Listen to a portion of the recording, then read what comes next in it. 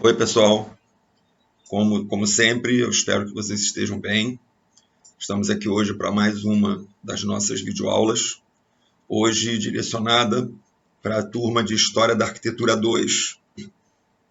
E hoje nós vamos começar a conversar a respeito dessa arquitetura já desenvolvida no século XX. Estamos, então, entrando na primeira metade do século XX. E lembrando que na nossa última aula nós tratamos dos chamados movimentos de secessão, que foi uma espécie de transição do que vinha ocorrendo a partir do final do ecletismo, chegando então à ideia do moderno. Nesse meio tempo, vimos ali alguns arquitetos já dando algumas diretrizes para onde a arquitetura deveria seguir, mas ao mesmo tempo fazendo uma crítica sobre a máquina tomar conta de todas as ações.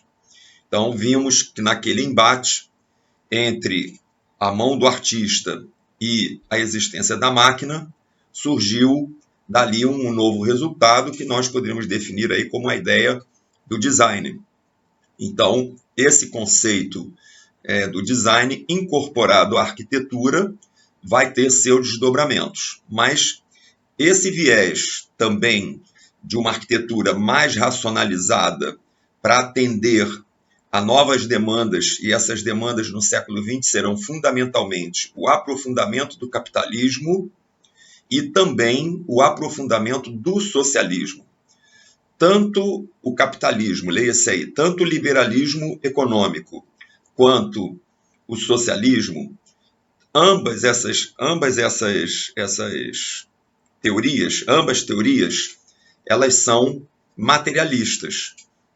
Então, elas buscavam o maior retorno dos investimentos aplicados. No caso do capitalismo, esse retorno vinha através do lucro, e esse lucro iria então para uma iniciativa privada.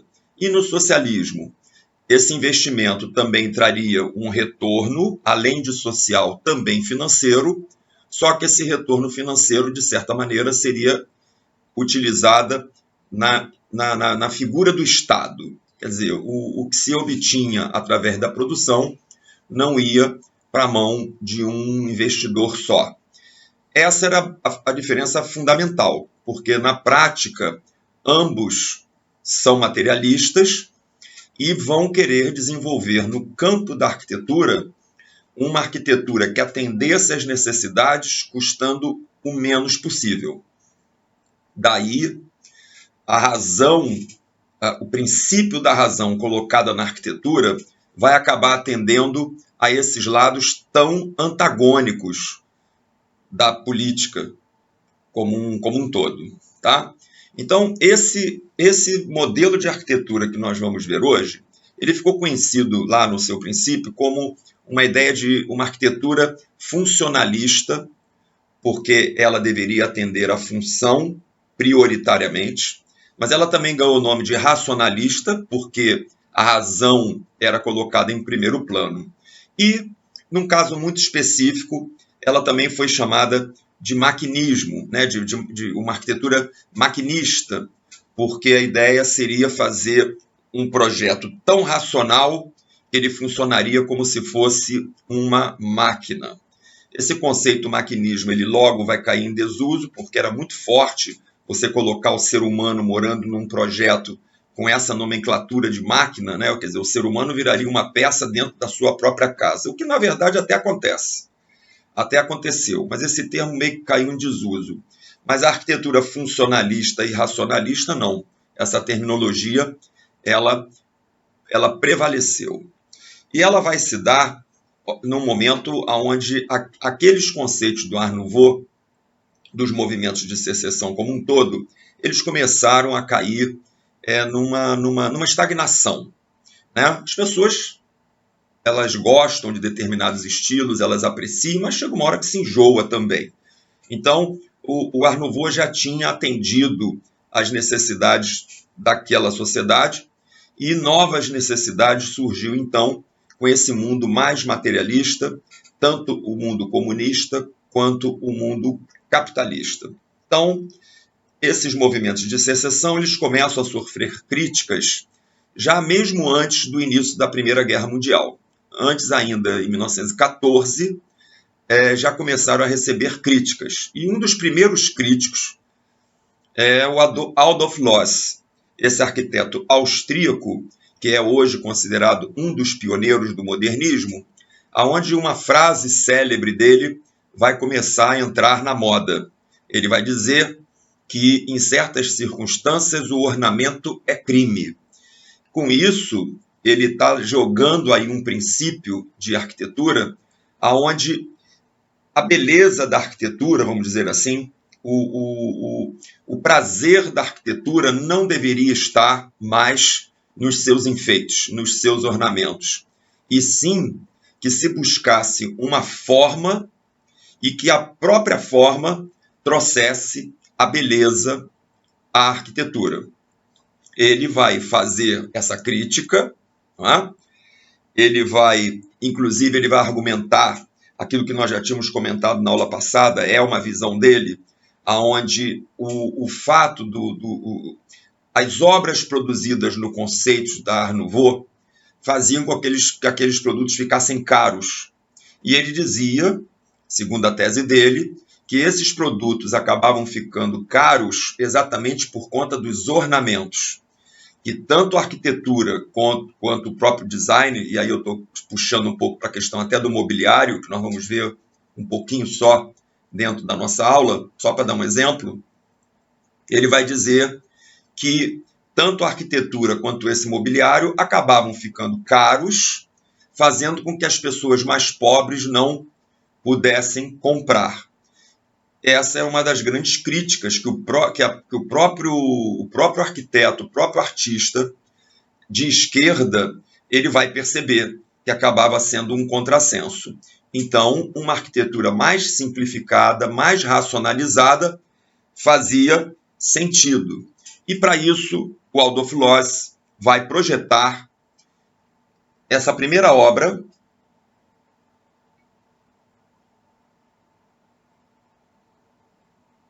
que é um prédio, é uma edificação mista de moradia e de comércio, e o nome desse prédio ficou conhecido como Edifício de Habitação e Comércio Golden und Salast. Golden und Salast. Esse prédio, ele já coloca na prática aquilo que o Adolf Loos vinha dizendo, uma arquitetura basicamente sem ornamentação. E aí vocês poderiam alegar, né? Mas eu estou vendo alguns enfeites na fachada. Eu estou vendo aí algumas coisas que poderiam ser retiradas. Bom, aí a explicação, a tese seria o seguinte. Não, o que você está vendo aí como enfeite, por exemplo, são jardineiras. E essas jardineiras têm uma função. Então, daqui para frente, todo ornamento que o arquiteto puser nas suas obras, ele vai sempre tentar buscar um sentido prático para esses ornamentos. Aqui, por exemplo, vocês estão vendo abaixo das janelas essas jardineiras. A gente pode constatar um paradoxo, porque, ok, a jardineira tem função, mas se a função dessa jardineira fosse efetivamente importante, essa jardineira estaria em todas as janelas. Não estão. Então, a gente percebe aí que o ornamento foi necessário para que o prédio ganhasse uma certa graça, mas, ao mesmo tempo, essa necessidade não era tão premente, porque as jardineiras não estavam em todas as janelas. Mas, ok, estão lá colocadas. Um outro detalhe, por exemplo, é a própria cor do telhado, que está aparecendo aqui na beiradinha. Eu não sei se aqui na outra foto mostra mais. Não, é essa daqui mesmo. O telhado, que tem uma tonalidade verde, esse telhado, o verde desse telhado é a cor da própria pedra ardósia que compõe esse telhado. Você poderia dizer também, tem outro enfeite, um enfeite até bem óbvio, né, que são as janelas. Ele optou aí pela fenestração. Claro, a gente sabe que essa janela tem função tanto de ventilar quanto de iluminar. Então, as janelas que efetivamente enfeitaram essa fachada, elas têm a sua função também. Aí você pode dizer também, mas na parte de baixo do prédio, o revestimento é diferente, também está dando enfeite. No caso aí, esse revestimento é um granito mais escurecido. E aí, teria-se uma explicação também para esse granito, porque como ele está na parte de baixo do prédio, naquela parte onde você tem o maior atrito, o maior contato de pessoas, mais sujeira, mais poeira, valeu a pena, e aí entra a questão do custo-benefício, valeu a pena, então, se proteger essas paredes com uma pedra mais dura, né, que vai ser mais fácil de limpar e vai ter maior resistência aos impactos. E aí também você poderia perguntar, mas se embaixo eu botei o granito, então por que eu não botei granito no prédio todo? Exatamente por não ter essa necessidade. Como a parte de cima não tem todo esse contato com as pessoas, e teoricamente também a parte de cima, a poluição é menor, faz com que a pintura, então, o custo da pintura muito menor, seja bastante viável. Mas a parte de baixo, que teria que estar se pintando o tempo todo, em pouco tempo o custo da pintura ultrapassaria o custo do granito. Estou dando esse exemplo um pouco mais alongado, para que vocês percebam que a partir dessa arquitetura tida como racionalista, essas perguntas elas precisam ser feitas o tempo todo. E hoje, a gente continua precisando fazer essas perguntas? Claro que sim. Só que hoje, na arquitetura contemporânea, nós não vamos deixar o racionalismo ou o funcionalismo se imporem completamente. Porque hoje nós temos novas tecnologias que nos permitem fazer determinadas ousadias em questões até mesmo formais, sem que isso encareça a obra, a execução da obra. Novas tecnologias baratearam, a grosso modo, eu vou dizer como exemplo, as novas tecnologias barateavam a curva. As novas tecnologias baratearam os ornamentos.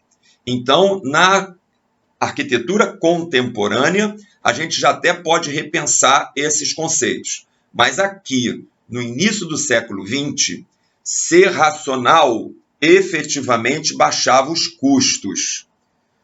E essa premissa, na mão de um bom arquiteto, ainda dava boas obras. Um bom arquiteto, diante desses preceitos, eles conseguiram fazer obras geniais, como nós vamos ver. O problema que a gente coloca hoje, enquanto uma crítica a esse modernismo, a esse racionalismo, é que as pessoas comuns, não tendo os mesmos meios para imitar a arquitetura moderna, começaram a fazer as benditas caixas de sapato, não é? Aquelas obras sem nenhum interesse estético, aquelas obras simples demais da conta. Por quê? Porque a arquitetura modernista, a de talento, vamos chamar assim, essa arquitetura modernista, ela também era simples, mas ela conseguia, e aí o grande mérito dos arquitetos, ela conseguia encontrar beleza na simplicidade. Ela conseguia até, de certa forma, ser expressiva na simplicidade. No momento em que as pessoas comuns se baseavam naqueles exemplos da arquitetura moderna, os resultados não foram bons, tá? Fica essa ressalva aí, porque vocês efetivamente não estão se formando arquitetos modernistas, e sim arquitetos contemporâneos. Então eu tenho sempre cuidado de, quando estou falando para vocês em arquitetura moderna, mostrar para vocês que isso é um estilo que está superado, mas não está eliminado. Porque a arquitetura contemporânea, da mesma maneira que o Barroco respeitou o Renascimento, a arquitetura contemporânea também respeita as novidades trazidas pelo modernismo, só que não se restringe a elas. E é essa arquitetura contemporânea que vocês precisam se formar. Aprender bem a moderna, reconhecer bem os problemas que a moderna trouxe para não reutilizá-los e utilizar da moderna apenas aquilo que ela tem de bom, tá certo? E é isso que a gente vai tentar destacar aqui nas nossas conversas.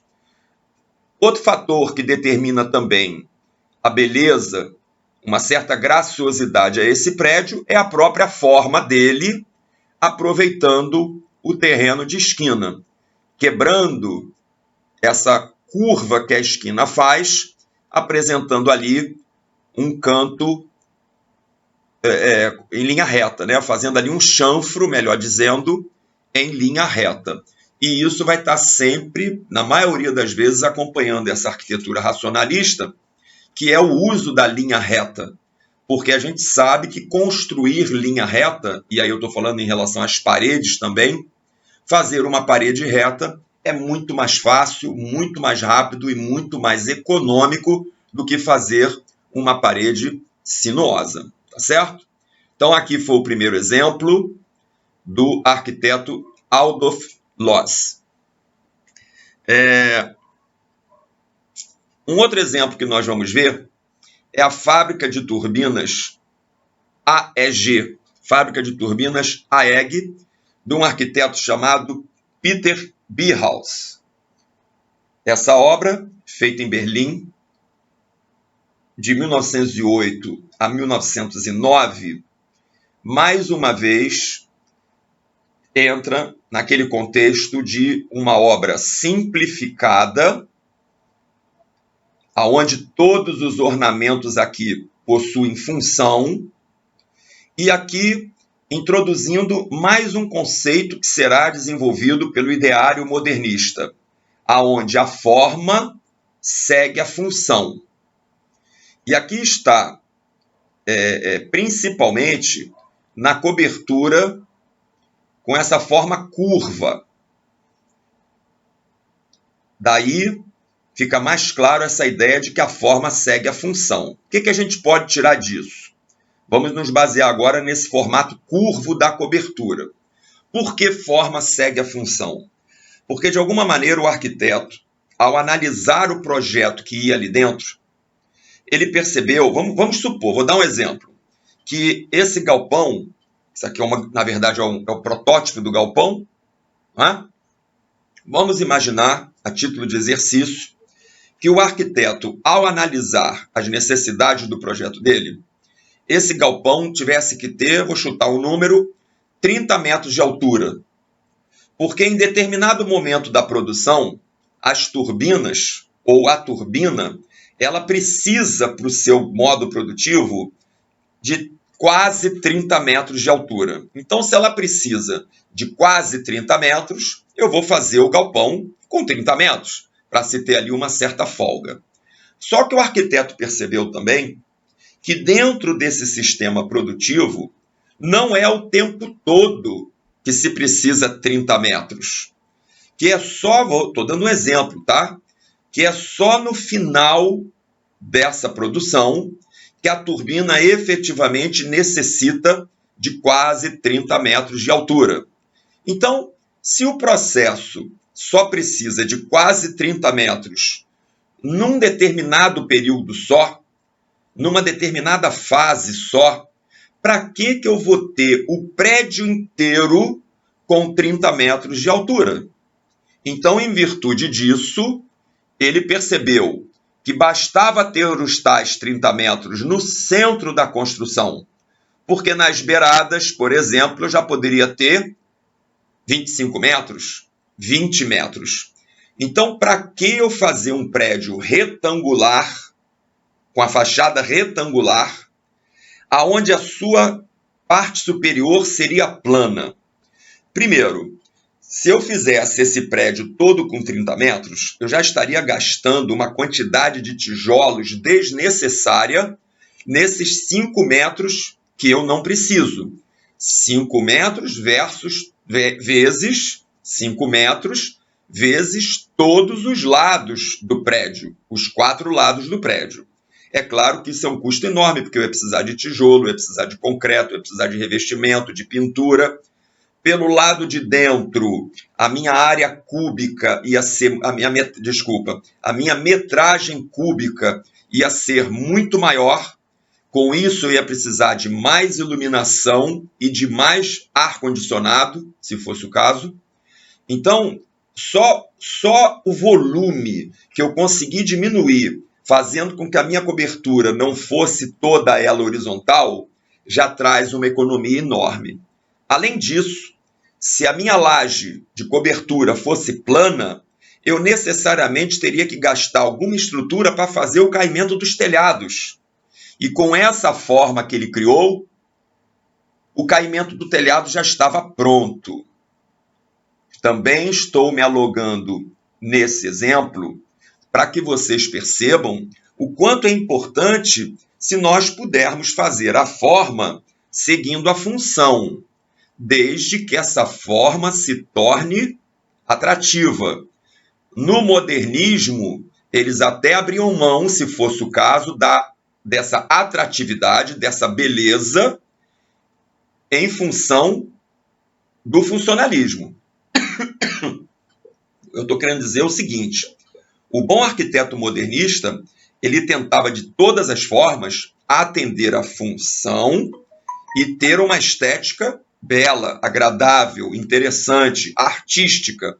Eles buscavam isso e os arquitetos que a gente estuda, todos eles conseguiam, porque a gente, como eu sempre digo para vocês, a gente só estuda os gênios. A gente tem que aprender com gênios. O arquiteto, mais ou menos, não entrava no livro, mas também faziam as suas obras.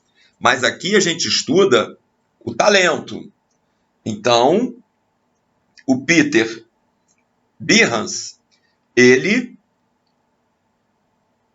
conseguiu um belo projeto, considerando-se que isso é uma fábrica, é um galpão de fábrica.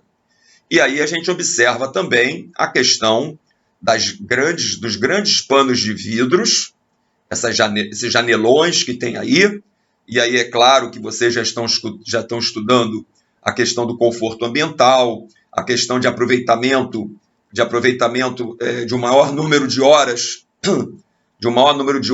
para aproveitar a luz do sol. E com isso, claro, se diminui aí o custo da energia elétrica, tanto para iluminação quanto para refrigeração, se for o caso. E aí uma pergunta que eu sempre faço para os alunos é: por que vocês acham que o peitoril dessas janelas são tão altos? Reparem a altura desse sujeito que está andando aqui na rua, que quando ele se aproximar ali daquele janelão, ele não vai conseguir olhar lá para dentro. O objetivo, e eu normalmente faço essa pergunta nas turmas, e os alunos, então, vocês, então, dão algumas respostas, mas como estamos aqui na videoaula, eu já vou antecipando algumas dessas respostas. Tem aluno que diz assim: o peitoril da janela é alto para que as pessoas não saibam o que está sendo produzido lá dentro. Aí eu contraponho da seguinte forma: ora, mas se eu tenho uma fábrica e quero que as pessoas comprem meus produtos, por que eu iria esconder os meus produtos, né? Pelo contrário, tem fábricas até que têm vitrines para que as pessoas vejam os produtos. Aí eles repensam e falam, até que chega à conclusão, né? É pro operário não ficar se distraindo com aquilo que está passando pelo lado de fora. As pessoas passando, algum conhecido, alguém que fale com eles, alguém que mexa com eles. Então, o objetivo desse peitoril bem alto é esse mesmo, é fazer com que os funcionários, os operários que estão lá mexendo com máquinas, não se distraiam com o que está acontecendo do lado de fora. Porque isso, para a fábrica, seja para o dono ou seja para o próprio Estado, e aí no âmbito do socialismo, não é interessante para a fábrica que esse operário se distraia. Primeiro, porque a produtividade cai. E segundo, porque ele pode sofrer um acidente. Então, não é interessante que quem está lá dentro fique vendo o que está acontecendo do lado de fora. Daí, esse peitoril tão alto. E nesse janelão aqui, que o peitoril também era na mesma altura, a gente vê que teve ali uma certa adaptação, porque se colocou chapas fechando esse vidro. Não posso analisar de longe dizendo que foi um erro do arquiteto. Até parece ser um erro do arquiteto, porque o que a gente percebe é que a insolação tão baixa estava incomodando as pessoas lá dentro. E aí parece que houve ali uma adaptação para que, parece ali umas chapas, alguma coisa colocada por dentro, para que o sol não batesse nessa fachada tão baixo. Então, isso pode ter sido, sim, um erro de projeto. Tá? Não posso afirmar, porque não conheço, não conversei com ninguém, mas aparentemente é um erro de projeto, porque se vocês repararem, a altura do peitoril é a mesma dessa outra empena que não recebe essa insolação. Parece que ali houve uma adaptação. E às vezes é bom a gente aprender com os erros. Mesmo que não tenha sido erro, é bom a gente perceber que cada caso é um caso. Então, se aquela fachada ali recebe uma insolação maior, de repente, a altura do peitoril ficou inadequada. Parecendo ali que fizeram um complemento. Ok? Então, acabamos de ver a fábrica de turbinas AEG, do arquiteto Peter Benhas. Uma obra de 1908 a 1909. Que obras são essas? São obras pioneiras que tentavam mostrar, e mostraram, que a arquitetura poderia ser feita se utilizando fundamentalmente a razão na busca da sua funcionalidade. A função viria em primeiro plano. A estética, a beleza, a graça, isso tudo viria como um adendo, porque o primordial seria a função. Tanto o Adolf Loos quanto o Benhas, eles são pioneiros nesses conceitos. Um outro pioneiro será um arquiteto escocês chamado Charles Rennie Mackintosh. Mackintosh vai trazer, vai somar outros conceitos a essa arquitetura que está começando a se desenvolver, onde ele vai dar aquela ideia do projeto individualista, aquele projeto que tenha a marca pessoal do arquiteto. Essa ideia que o Mackintosh vai trazer, ela vai passar a ser quase como uma referência para os arquitetos modernistas. O grande sonho de todo arquiteto modernista era que as pessoas, quando olhassem para uma determinada obra, já dissessem: essa obra é do fulano de tal. Quer dizer, o arquiteto criaria uma espécie de tipologia própria. Eu sei que tem vários arquitetos modernistas que discordavam disso, mas também sei que tem arquitetos ainda hoje que buscam essa espécie de marca registrada. Não vou entrar aqui no mérito de quem está certo ou de quem está errado, vou botar apenas os conceitos. Existem arquitetos que são mais personalistas. Esse conceito durante a modernidade era um conceito muito valorizado. Tanto é que se vocês repararem, nas obras, quando a gente vê alguma matéria de obras modernistas, vem dizendo assim: projeto do fulano de tal.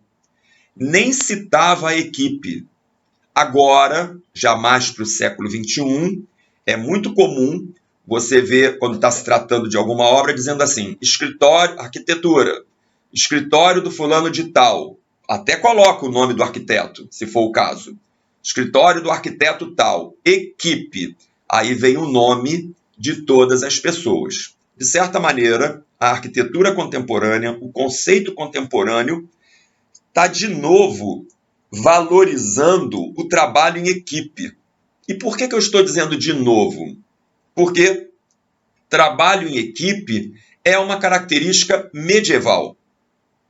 E que, finalmente, agora na era contemporânea, nós estamos voltando a esse conceito de trabalho coletivo. Coisa que o modernismo não, era coisa do self-made man, né? Aquele homem feito por si mesmo. E o Macintosh é um incentivador dessa tese. A gente sempre precisa, eu falo sempre isso, a gente precisa analisar os conceitos em função das suas épocas. Então, na época do Macintosh, eles achavam interessante que o arquiteto se colocasse como o único responsável por tudo que acontecia na obra. Que ele não dividisse, pelo menos, as responsabilidades. Hoje a gente está quebrando um pouco esse paradigma, talvez até quebrando bastante esse paradigma, dividindo, inclusive, responsabilidades. Ok? Então vamos começar a ver algumas obras do Macintosh. E ele se caracteriza fundamentalmente por ser uma transição do Art Nouveau para o moderno. Porque nas construções dele, ele tenta combinar motivos florais com linhas e ângulos retos.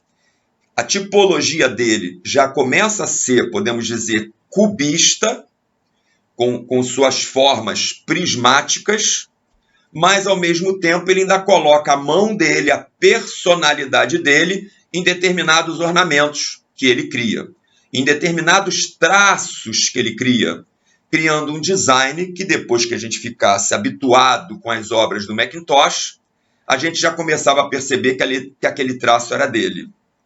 Então, a primeira obra que eu vou mostrar para vocês do Macintosh é essa escola de arte na cidade de Glasgow.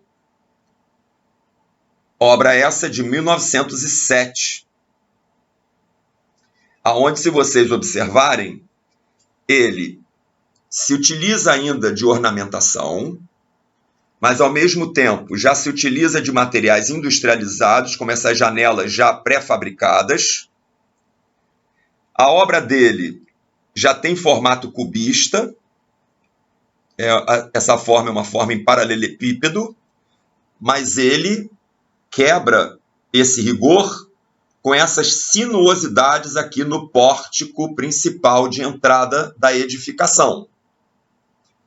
Ele também faz alguns detalhes na serralheria que a gente poderia questionar quanto à função. Esse detalhe aqui sobre a grade de ferro é apenas ornamental, ainda dando um traço de Art Nouveau. A mesma coisa ali naquele arremate ali, como se fosse um tímpano.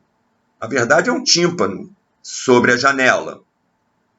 Aqui em cima também, uma curvatura, parecendo ali uma espécie de mirante, uma curvatura no alto da edificação.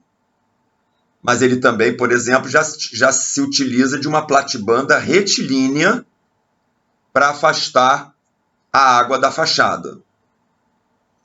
Então, o Macintosh está aí nesse limiar entre aquela arquitetura ornamentada, como vocês podem ver aqui, e uma arquitetura mais racionalista na sua forma e também na sua funcionalidade da planta baixa. A planta baixa, o interior dessa construção, ele é todo retilíneo. O interior que nós estamos vendo aqui não é necessariamente o interior dessa escola. Mas você percebe que a forma do prédio aqui também, ela é cubista, com as paredes retas, criando ângulos retos entre si. E aqui a gente pode perceber também a questão do design, buscando a simplificação das formas.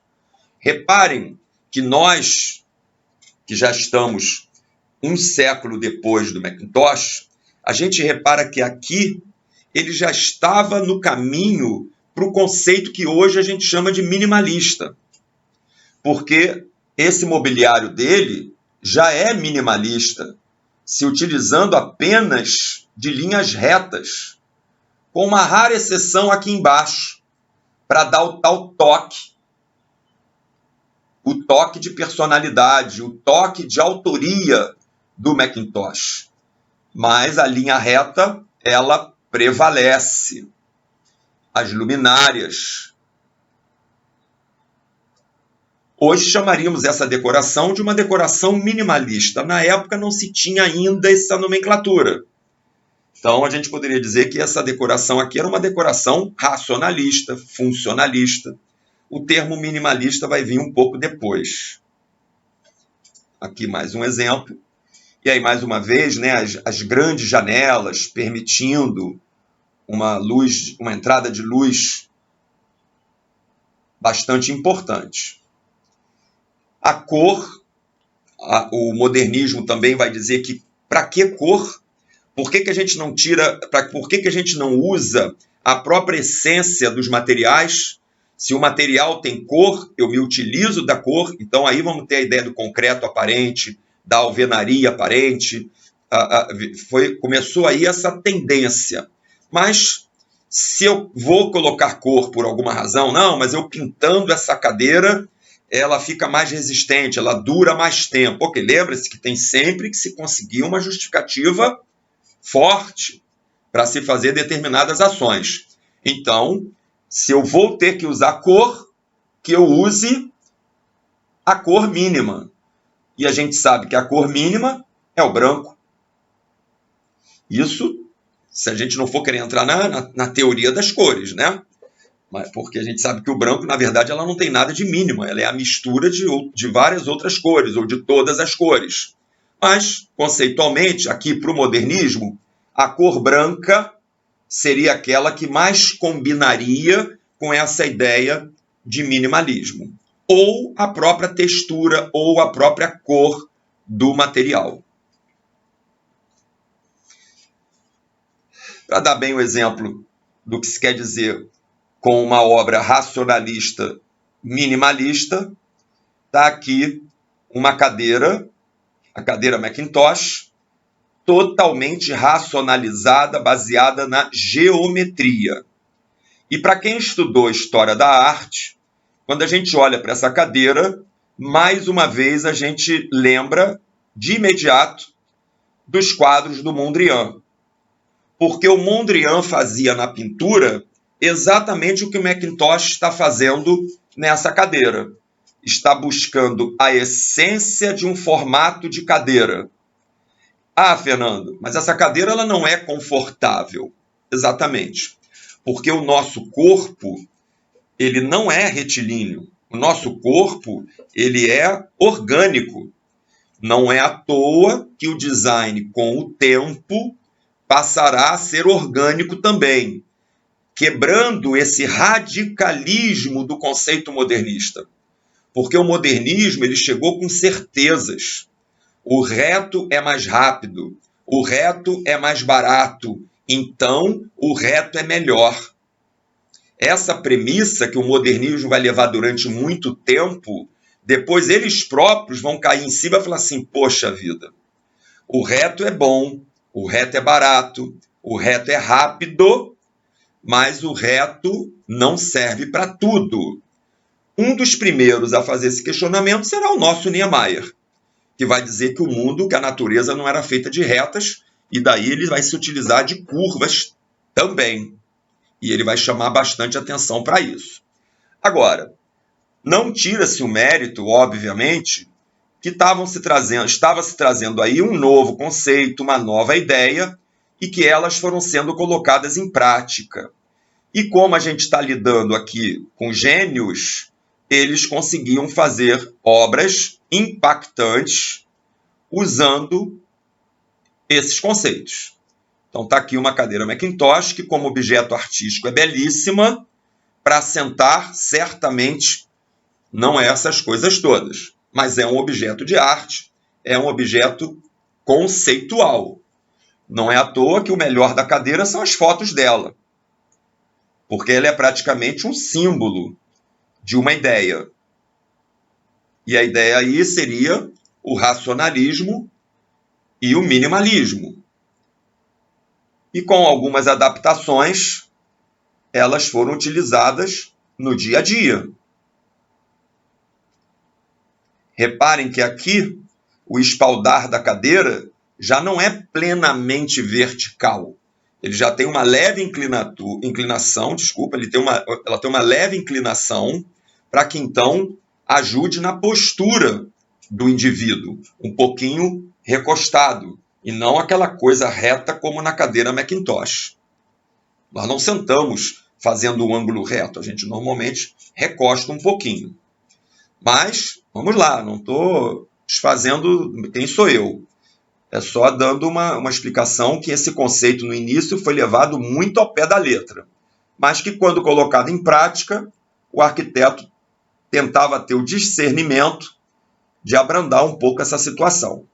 Agora, nesse guarda-corpo, por exemplo, está aí todo o conceito que o Macintosh queria desenvolver. A simplicidade das formas. E essa ideia de simplificar as formas vai ser utilizada cada vez mais, até agora na arquitetura contemporânea. Hoje, nós vamos deixar isso para mais tarde, aliás, é um trabalho que vocês irão executar. A arquitetura contemporânea, ela analisa, sim, as formas. É sempre interessante você ter as formas o mais simplificada possível, sem abrir mão da beleza, da estética, do conceito, mas hoje a gente entende que a humanidade também merece alguns agrados, alguns enfeites, sempre que possível. E quando a tecnologia permite. E a tecnologia hoje, cada vez mais, permite muita coisa. Essa obra que nós estamos vendo aqui, ela é uma casa de chá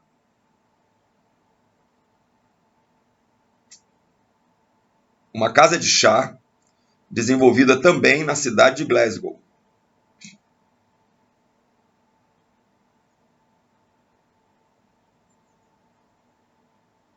Outra obra com a marca do Macintosh. Tá? Então, aqui os exemplos.